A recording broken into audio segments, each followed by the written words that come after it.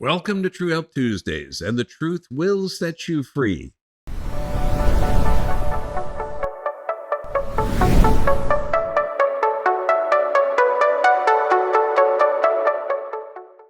Today we're talking about herniated disc causes and solutions. Yeah, this is going to be fun. Now, this was inspired by this comment from Adidas. Dr. Bergman, thank you for all your outstanding videos. Please do a video on healing herniated discs. May God bless you always for your kindness and altruism. God bless you too, my friend. Okay, so let's get into it. Let's look at the structure. You've got, from the side, we've got gentle curves. And the ones that go towards the front are called lordosis. The ones that go backwards are called kyphosis. And each of these areas can have herniations in the discs. And this is typically in the lumbar, the low back, and typically in the cervical area. Although I have seen a few thoracic disc injuries, but that's like tough. So when you're looking at the bones, let's focus in on the lumbar because that's the most common area of herniated discs. The articulating processes, they're set at 90 degrees inside of the lumbar, 60 in the thoracic, 30 in the cervical spine. And a huge, strong, beautiful structure. But when you look at the disc is 80 interconnecting rings of ligamentous tissue. Imagine fiberglass going one layer this way, 80 different times. Now, you could take a probe. When I was teaching human dissection, you could take a probe that looks kind of like a pen, and you could pass it in bone pretty easy. Bones are very, very porous, but you couldn't beat it into a disc with a hammer. It's amazingly strong. Now, you'll see in the lumbar area here, the spinal cord actually stops at the junction of the rib cage and low back, thoracolumbar junction. And this that continues on as a bundle of nerves. But you can see there's a huge amount of ligaments inside of this structure. And the disc is a ligament. Now, when we look at normal degenerative discs, bulging disc, herniated discs, thinning discs, know that discs get their nutrients through movement, through imbibition. So in order to have a herniated, bulging, degenerative disc or flattening, it means you've had to have alteration in movement and alteration in force loading. And this is hugely important when you're looking at a disc. Now, not only is this back pain, neck pain stuff, but look at organ dysfunction. That nervous system controls and coordinates every function of the body. That means you're looking at digestion. So if you have a problem in the lower thorax, upper lumbar, lower lumbar, you're looking at all types of dysfunction. We're talking sexual dysfunction, intestinal dysfunction, and that sacrum, which is right underneath the lumbar, is half of the parasympathetic, the resting, digesting, and repairing. The problem is 90% of the nerves come off the spine. There's no pain fibers. So you may have some type of disc issue affecting the nervous system, and you end up with reproduction issues, contributing factors to knee issues or foot issues. So this is why with 90% of the nerves coming off the spine don't have pain fibers. It's not hurt here, disc injury here. You've got to look at everything. Now, many doctors, especially medical doctors, use an MRI or magnetic resonance imaging for the lumbar spine. The problem with these is you're laying down face up in the supine position, and then you get this magnet spinning around you, and then all the hydrogen ions face in one direction. And then the computer interprets this. So not only do you get a lot of false positives because you got gravity pushing down and the table pushing back, but inflammation can distort the issue or the image that the computer is interpreting, and you're non-weight bearing. There is a lot of distorted images. Now, they've tried to correct this with upright MRIs, but that even still is missing the main problem. So MRIs are good for data, but a standard standing up, weight-bearing, static and stress X-ray is the best. Now, this is the biggest thing. This is what an MRI looks like, and you're slicing into the person, the image by image. And you'll see a bulging disc. But again, this person is laying down flat. The table's pushing up, gravity's pushing down. And this is what it does look like on an MRI, if that's actually accurate. Now, when you're checking for a good x-ray. When you're shooting from the front to the back, or A to P, you want it 40 inches away from the bucky. This is the x-ray generator. And you want a 5-degree cephalic angle. That means it's pointing up towards. The reason that angle is because you're going to be catching the apex lordosis of the cervical and lumbar spine if you're shooting an entire full spine or shooting a full spine in sections. So you want it 5-degree cephalic. That way you're going to hit the central disc through the lumbar in C5 and mid-thoracic area, generally. Okay, but a 5-degree cephalic angle when you're shooting it from the front to the back. Now, you need to do a series of 3 x-rays of the lumbar, but also you have to look at everything. You see, if you identify a bulging disc on an x-ray or on an MRI, and then you do a standing weight-bearing x-ray where you're going to get a static film, bend to one side, take a film, bend to the other side, take a film. Beautiful. Then you're going to see abhorrent or normal disc motion. And that's going to clue you in. But you have to get x-rays of the thoracic area and of the cervical spine, because if that bowling ball of a head is forward or laterally deviated, that could be a contributing factor to the lumbar issue. Now, the bending film is so important that you do it correctly. The operator has got to palpate the iliac crest, and when the person's bending, as soon as they start to recruit the pelvis, that's when you stop and shoot the x-ray. Now, we've got a number of educational videos on how to shoot a correct set, but once you get a correct set of films, then you've got a really, really good idea on where the problem is and how to fix it. And I'm telling you right now, the problem isn't always where the pain is. I know. Now, a lateral x-ray, and this is huge, again, that's done at 40 inches, but then the side view, you don't have any angulation. You want that film going straight in, or the x-ray beams. And this will show compressed discs as well as hyper or hypolordosis.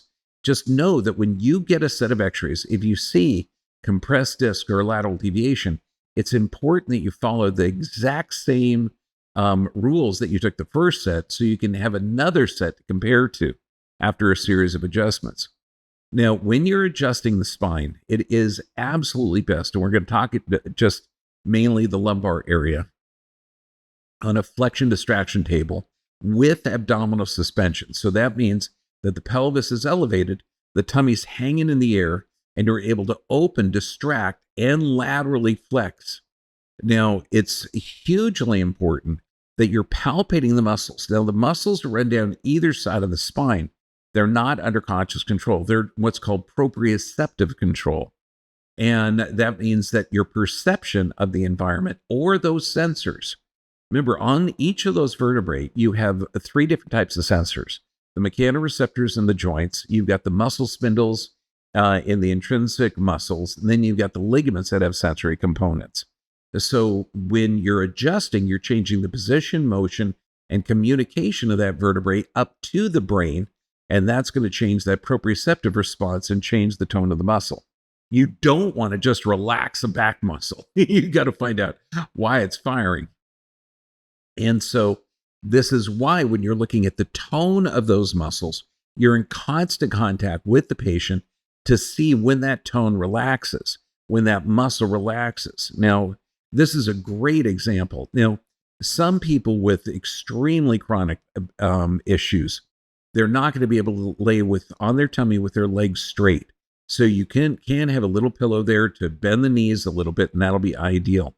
But it's extremely important that when you're contacting that patient, you're distracting that joint, and you're feeling the change in tone of the muscles. Now, the reason you want abdominal suspension is because, again, that's going to start to restore the lordotic curve. Once the curve is restored, then the disc creates a negative pressure on the front portion of the disc, moving that disc from the back where the nervous system is towards the front away. So you're literally repositioning the disc like this. And intermittent traction, this gets a pumping action. And remember, those discs get their nutrients through imbibition. So intermittent traction with lateral flexion is going to be the key to rehydrate and reposition, because you've got to change the position, motion, and communication of that vertebral segment. Now, if there's a severe buckling or scoliosis of the lumbar spine, it's best to do a small vibratory influence on the paravertebrals. Now, the vibration, it's best if it's set at 10 cycles or less, and only do it on the concave portion of the lumbar. And now what's interesting is you do not want to relax the tight muscle generally. You want to relax the muscle on the inside of the curve because the muscles on the outside of the curve are contracting to actually correct the problem.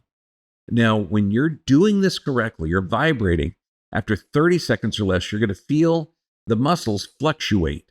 And this means that you've hydrated the disc enough, you've changed the sensory component of that vertebrae to that brain, and then the brain is changing that control of those muscles. So you don't want to relax the muscles, you want to change that communication to the brain and take away the reason the muscles are firing. And I'll tell you, if you've looked at x-rays and you've worked on people, the muscles on the outside portion of any kind of buckling or curve, lateral deviation of that spine, those muscles are going to be in increased tone to try and straighten that spine up. So you got to figure out why. Now, this is why I use a vibratory influence, this jigsaw with a variable speed, and it's fantastic because it's got to vibrate deep because you got to figure the disc is a good 2 inches down, okay, in a normal human being. So you've got to vibrate that disc that's 2 inches deep to fill it up with fluid so you can move that vertebrae to change that position, motion, and communication with the brain. You're literally changing the brain's communication with that vertebra. Now, when you're adjusting abdominal suspension, you do the vibration, 10 cycles a second until you feel the paravertebrals fluctuate. And then you distract and laterally flex. So you're bending this patient in to the convexity until the paravertebrals fluctuate. And once you do that, once you're bending that patient into the outside portion of the curve, or you're straightening up the spine, but bending a little bit more, once you feel those muscles change in tone, bam, that's when you do the drop table. And you can be very specific and use your thumb as the force loading factor. Pisiform is another great one. But just think that you're vibrating to loosen up the disc. You distract the patient, laterally flex into the convexity. And once you feel those paravertebrals change, bam, that's when you hit the drop. And it is amazing because you want to create inflammation at the level of the disc just a little bit so the body can regenerate that. Now, if you found a positive finding on the bending films and you've identified that the disc isn't moving or an open wedge on the concave portion or ipsilateral side of the bending, this indicates that the disc isn't positioned properly. And you're going to see it's on the static and stress x-rays this. Now, with the patient in the prone position under abdominal suspension, contact lateral to the paravertebrals using your thumb as a pivot point of this disc that you've identified as dysfunctional. And this is called a liquid lock work, where you're lateral to the paravertebrals, distracting and bending around that. Now, there may be more than one disc involved. So start with the lower lever first and work your way up the spine. So, L5, S1, L4, L5, but only on the segments that are actually involved. You don't want to do the same force load on either side. You're going to utilize the paravertebrals and the x-rays, the paravertebral tone and the x-rays to know where where you need to apply the force loading. For an example, if you have an L5-S1 disc that has a herniation or dysfunction, you'll work the tissue of that L5-S1 disc first with a vibration. Then you're going to contact the convex portion of the lumbar curve or the open disc wedge, and then you distract it out, bend the person around, contact the lateral to the paravertebrals using your thumb as a pivot point to distract that joint and pivot it around your thumb. So you're literally creating a negative force loading on the contralateral side.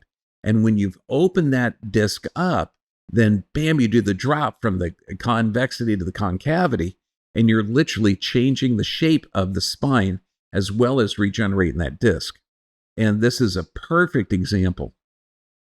I'm using my thenar region here. Gosh, really should have brushed my hair before this. But anyway, using my thenar region, and you'll see a very, very simple distraction with lateral flexion and then the drop. Very, very easy. Now, once you feel that L5S1 joint open, you can stop flexing and axial traction and start laterally flexing while using your thumb as the pivot point. Now, you may have to pump this 3, 4, 5 times until you feel a change of the intrinsic tone of the muscles. So I'll drop 1, 2, 3, 4, 5 times until I feel a change in tone. Then I know that I've changed that position, motion, and communication of all of the sensory component of the vertebral up to the brain. Now, once those muscles have relaxed, you have changed proprioceptive responses. And remember, you've got 3 sensors in there. The ligaments got sensors, the intrinsic muscles have the muscle spindles, and the facet joints, or the mechanoreceptors. Now, setting the pelvic and lumbar drop mechanisms, especially if you have a patient with a large abdomen, you have got to have that abdominal suspension. Now, when you're at peak of the flexion and lateral distraction, max, that's when you use your thumb to drop. And it's so amazing because you're going from the convexity to concavity, you're laterally flexing them into the convexity, you're creating negative pressure where you're going to slide that disc and that material down into. Now, it's generally, you get a really positive response. In the muscle tone, there could be a good cavitation, a good pop sound. Then you bring the patient back to neutral and repeat the procedure on every disc, on the same side of the spine, or just anywhere. And you could do this in the upper lumbar, you can do this in the thoracic, anywhere. Now, so it's lateral flexion, distraction, and dropping every time. It's so effective. Now, you can even do this on the concave portion of the spine if there's an abnormal disc. However, you're usually only going to see the abnormal disc on the convexity of the lumbar presentation on the anterior to posterior x-ray. I mean, I have seen them. I've seen them everywhere. But you're looking at over 95% of the disc issues are going to be on the convex portion of the curve. Now, once you relax the musculature, or you feel the tone of those muscles, the paravertebral, that they're getting more equal, right side and left side, then you can move the patient to the side posture. And this is the key. Now, if you've identified the compressed disc on the lateral lumbar, you'll leave them in the prone position with the abdominal suspension, and you can get more of that distraction. But the whole point of this is to change proprioception, and you're going to do the same force loading when the patient is in the prone, side posture, and supine position.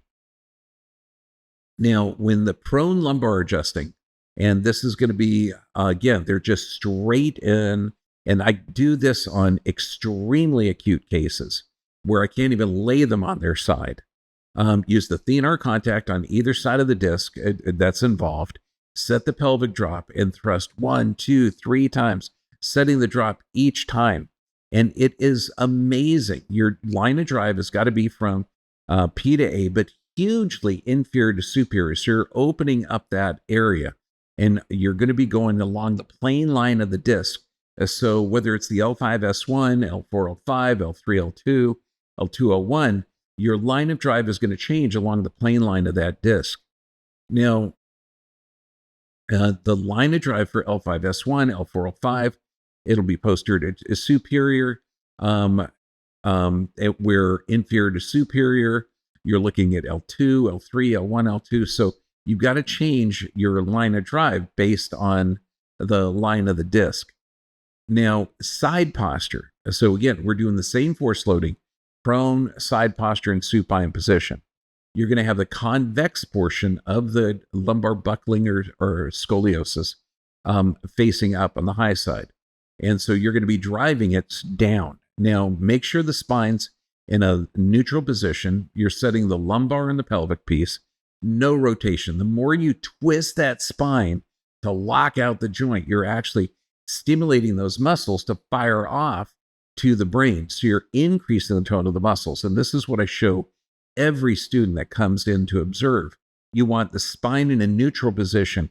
Gonstead does a lot of the neutral position.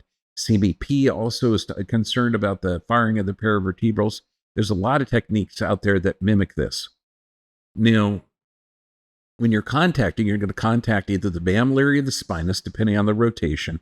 And then your line of drive is going to be P to A on the mammillary contact, or posterior to anterior, lateral to medial on a spinous contact. So you're going to contact whatever happens to be on the convex side. And you'll see this is a beautiful picture how her head, thoracic, and lumbar are all level. Now, on her right there, I've got the lumbar piece and the pelvic piece set. Now, your contact hand, after you do the drop, your contact hand, where you're going to be driving it, will remain on the patient. So you're literally palpating with your contact. Now, I usually use, on a side posture adjustment, my pisiform. And so I'll drop, but I'll maintain my hand there so I can feel the tone of the muscles, because we've already changed the tone of the muscles in the prone position. Now we're going to change the tone in the side posture to change that proprioceptive influence into the brain. So you might have to drop 1, 2, 3, 4 times, but don't take your contact away. So this way you will feel those muscles give way, just like a light switch turning off. And get used to palpating with your pisiform, because it's going to improve your palpation skills, going to improve, but it's going to improve the proprioceptive responses, and it's also going to improve your efficiency of adjusting. You don't need to go around and count L5, L4, L3, L2. No, you use use landmarks, okay? And you'll see the patient's in a virtually neutral position. Her pelvis is angled the same as her shoulder. Now, you can see my support hand on her shoulder. I have little to no force on there. The leg is not bent up to 90 degrees, pocket to pocket, none of that stuff. The less torsion, the better. And so all of the force loading is going through that pisiform. And then you raise up and you drop, and you may have to drop 1, 2, 3, 4 times. And boy, does this picture make me wish I'd brushed my hair. Okay, now although I think we were doing those videos at the end of a long take. Now, once you've completed your series of adjustments, you may need to turn the patient on the other side to work on another convexity or a different spinal buckling. Now, in a typical lumbar scoliosis, you're going to see a left lower lumbar curve and a right upper thoracic curve. But, based on trauma, it could be anywhere. I'm just giving you the most common that's out there. Now, make sure you don't blindly push on the lumbar and that your contact is accurate. That's why you've got to use a standing weight-bearing x-ray and a stress x-ray to identify what the problem was. You don't just want to push one side and push the other side. None of that makes sense. And use landmarks to guide, like, just iliac crest, go straight across, that's L4. Go down one segment, that's L5, up one segment, that's L3. So to contact the L5-S1 junction, use a pisiform, iliac crest, straight down, and you can find those landmarks really easy. It's easier on the patient and easier for you. Now, anterior lumbar adjustment. This is the goal. This is the piece that you can't resist. A piece de resistance, okay? With the patient in the supine position, have them cross their arms so they're aligned, and what is it? Kadok krap. That means hug yourself. So cross their arms. Elbows ideally would be in alignment. The support hand, one has to support the neck and the skull. And so you passively lift that patient up, and your contact hand, you can push off of the table to save your back, but you only want to lift the patient just enough to slide your hand underneath them. And I totally recommend doing a very, very simple contact. So you'll see the picture on the left. My hand is actually spread out where my thumb is supporting her skull. I've got a couple of fingers on her neck, and my pinky is down in her thoracic area, and I'm able to lean her back like that. So it's very, very simple. Now here I'm using my thenar contact on her left lumbar on the second picture, and you'll see I'm laterally flexing her to the left So this would have been left lumbar convexity and laterally flexing. And as soon as the force loading increase, very, very gentle pressure, and typically you get some very, very nice cavitations. But the cavitation, that pop, is not the adjustment. What you're looking for is a change in tone of the paravertebrals. Now, if there's left convexity, that's a great picture that we just saw. Use your thenar, hypothenar on the left aspect of the paravertebrals, then laterally flex them to the left and slowly lean them back to the neutral position. And for the thrust, you got to wait till your contact hand on the patient comes in contact with the table, and then thrust firmly. And you're going to see it move so easy. Then make your support hand on the patient's neck and skull to stabilize the head during this thrusting process. So the patient is supported everywhere. You're just doing the same force loading in that area. And then here I'm working my way up the spine. Here's another left lateral lumbar. I'm going to be a little bit upper where you can see I'm bending her far over to the left on one side. Look at the headpiece for relation. And then it was actually an upper right thoracic. So I'm bending her over to the right. So this way we're creating that same force loading in the prone side posture and supine position. And that's literally the key to change the brain's awareness of the body. So using this method, you can address every aspect of buckling, bending, scoliosis, anything that you got. Now you may do adjust one side and then shift your contact hand over to the other side, particularly if there's an S-shaped buckling, like it may be, L5, S1 on the left and L1, L2 on the right. Really depends on what kind of trauma you've seen on the x-rays. For an example, left convexity L4, L5, right compensatory buckling L2, L3. You want to take care of both of those. So you're going to bend them to the right one side and to the left another time. So first you'll work on the L4, L5 by flexing them to the left. Then you'll flex them over to the right and work on the L2, L3 area. Now you'll do this all in one move as you lay the patient down. So it's very gentle move, very gentle move. Now remember to impulse immediately as your contact hand touches the table, and then gently lay the patient in the neutral position. So this is, again, there's ways to get thoracic discs corrected, cervical discs.